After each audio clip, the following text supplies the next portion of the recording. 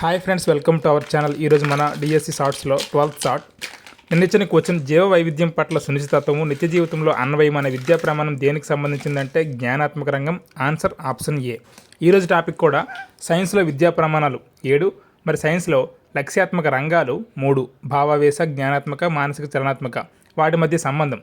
జ్ఞానాత్మక రంగానికి సంబంధించిన విద్యా ప్రమాణాలు విషయావగాహన, సమాచార సేకరణ, ప్రాజెక్ట్ పనులు, జీవ వైవిధ్యం పట్ల సునిశ్చితత్వం, నిత్య జీవితంలో అన్వయం. ఈ 3 జ్ఞానాత్మక రంగం. అలాగే భావావేశ రంగానికి సంబంధించినవి సౌందర్యాత్మక స్పృహ, అభినందించడం, ప్రశంస, ప్రశ్నించడం, పరికల్పన చేయడం. ఈ 2 భావావేశ రంగం.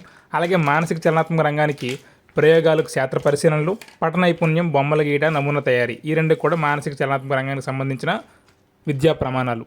అలాగే ఈరోజు క్వశ్చన్, ఒక తరగతిలో ఒక విద్యార్థిని అదే తరగతిలో ఎందరు విద్యార్థులు ఇష్టపడతారో, ఎందరు అయిష్టత చూపుతారో తెలుసుకోవడానికి తోడ్పడేది case study, projective technique, sociometric method, anecdotal record.